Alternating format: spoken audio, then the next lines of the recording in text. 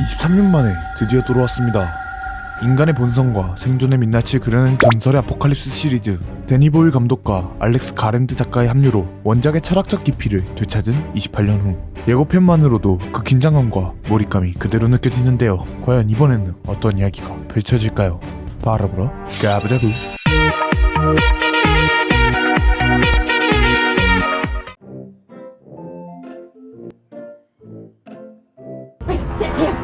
Auntie, what's going on? Jimmy, sit still, keep quiet and do not move from this spot.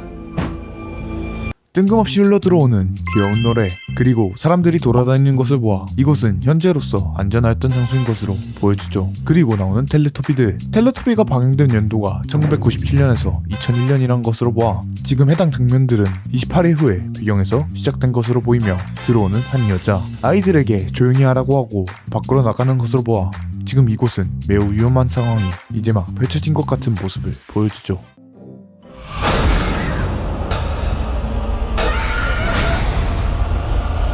그리고 나오는 다음 장면에서 누군가 침입한 장면과 좀비에게 공격당하는 한 여자, 집안으로 들어온 감염된 여자를 끝으로 텔레비전에 뿌려지는 피. 해당 장면에서 두 가지의 결론을 유추해볼 수 있습니다. 첫 번째 장면에서 집안에 누가 들어온 것으로 보아 좀비들과 싸울 수 있는 사람이 존재하는 것으로 보여지는데, TV에 뿌려진 피가 좀비와 싸우다 대항하는 사람이 죽거나 아니면 좀비가 죽는 두 가지의 결론을 유추해볼 수 있고, 이 부분이 영화 극초반에 나오며 28년이 지나기 전 일어날 일들이라고 유추가 가능해 보입니다.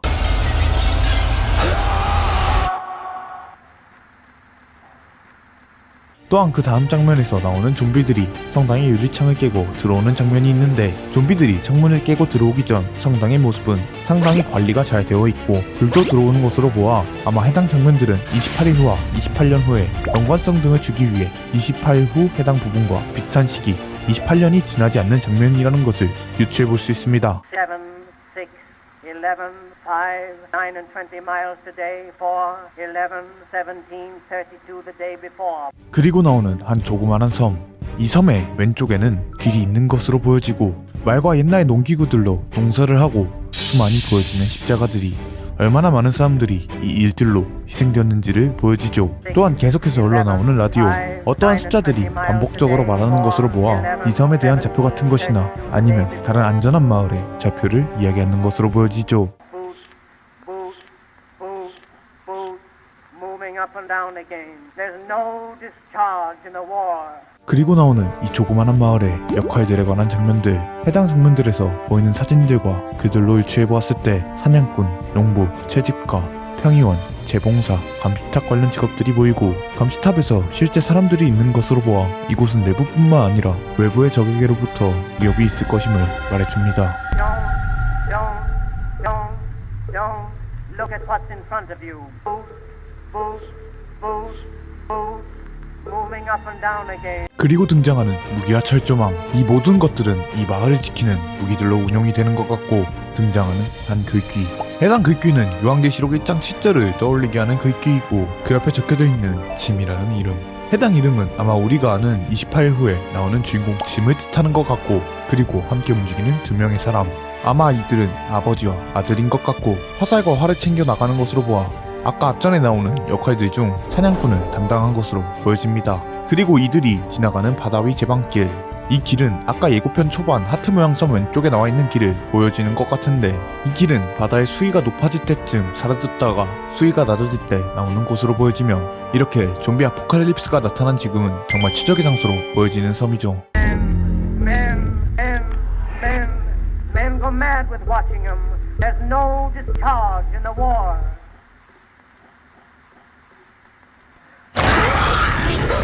사냥을 나선 이 두 남성. 그런데 이들의 눈앞에 나타난 뛰어오는 좀비들. 이 둘은 이들을 피해 한 오래된 집에 들어오게 되는데, 이곳에는 한 남성이 뒤로 묶여 있었습니다. 그런데 이 남성의 몸에 적혀져 있는, 아까 벽에 적혀져 있던 이름 지미. 아마 이 남성은 좀비로 어떠한 사람이 살아있는 채로 묶어둔 것 같은데, 이 영화 28년 후는 28일 후와 같은 배경을 가지고 있으므로 아사하는 좀비라는 특징을 공유할 것 같은데, 그러다 보니 좀비를 고통스럽게 죽이기 위해 이렇게 뒤로 묶어두어서 산채로 두고 있는 것 같았습니다. If your eyes drop, they will get the top of you. 그리고 등장하는 가면을 쓴 소름 끼치는 한 사람. 이곳은 아마 이들이 있던 기존 마을로 보여지고 아마 이 마을 안에서 어떠한 일이 발생하였다는 것을 보여주며 라이트를 비추고 무기를 수준 중인 이들. 라이트를 비춘 이곳에는 아들과 아버지가 물로 다 잠기기 전 마을로 돌아오고 있는 장면으로 보여지는데 그 뒤를 쫓아오고 있는 한 우락부락한 좀비, 그리고 나오는 한 오래되어 보이는 기체를 열고 있는 두 명의 사람들. 이 총을 든 남성은 나토군의 군복을 입고 있으며 무엇인가 이것은 아직 정부군이 완벽하게 멸망한 것은 아니라 최소한으로라도 유지 중이고 이 좀비 사태를 해결하기 위해 군은 움직이고 있을 것이라는 것을 보여주죠. 그리고 숲에서 나타난 한 좀비. 이 좀비는 몸이 상당히 부패하고 있는 것으로 보이는데 원래 이 28년 후 좀비는 아사하는 특징을 가지고 있지만 28년이라는 오랜 기간이 흐르다 보니 좀비들이 먹을 것이 떨어졌을 확률이 높고 이로 인해 음식이 부족한 환경에 맞추어 변화하며 오랜 기간 음식을 먹지 않아도 버틸 수 있는 존재가 생긴 것을 보여주는 것 같습니다. Moving up and down again. There's no discharge in the wall.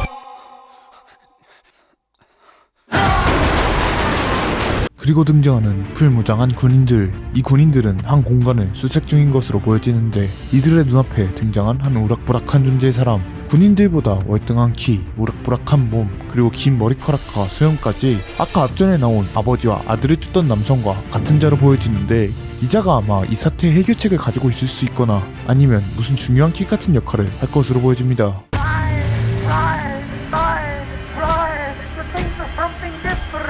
또한 아들과 아이를 안고 있는 어머니, 피투성이의 남성까지 한 수상한 공간에 오게 되는데 이 공간은 수많은 뼈를 나무에 묶은 것과 두개골뼈를 이용해 만들어진 탑이 있는 장소로 오게 되죠.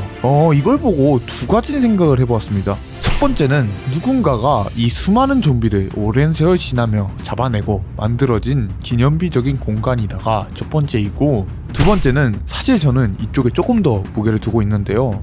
좀비들을 믿는 그러한 광신도 집단이 나왔을 수도 있지 않을까? 사실상 무정부 사태인 이런 상태에서는 영화라는 특징상 악마적인 생각을 가지고 있는 이들이 이러한 재단을 만들지 않았을까라는 생각이 두 번째였습니다. 그리고 아까 앞전에 이상한 가면을 쓰고 있던 사람이 이 광신도 집단의 무리 중 한 명인 것 같고요.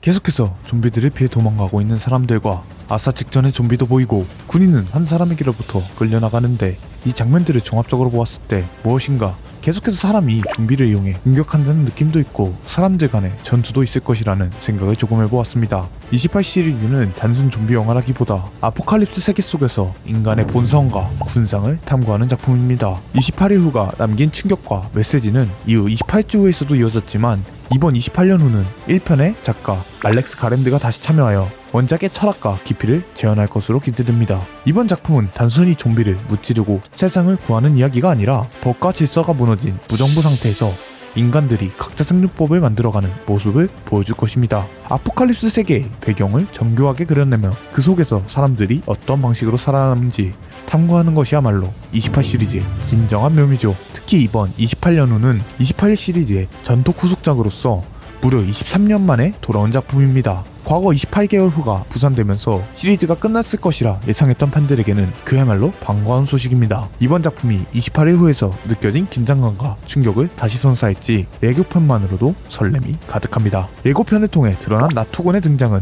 흥미로운 설정을 암시하며 이는 단순히 바이러스의 공포만이 아닌 폐허 속에서 벌어지는 인간들 간의 새로운 충돌과 진화 가능성을 기대하게 만듭니다. 28년 후는 28일 후에 이야기와 이어지는 흐름으로 기존 시리즈의 진정성을 다시 살릴 것으로 보입니다. 데니 보일 감독과 알렉스 가랜드의 합작이 또 한 번 우리에게 강렬한 메시지를 던질 것이라 믿으며 내년이 기다려집니다. 그럼 지금까지 28년 후 예고편 리뷰였습니다. 여러분, 이 영화가 가져올 충격과 여운 그리고 인간에 대한 깊은 통찰을 함께 기대해보시죠. 오늘도 예고편 하나 잘 먹었다.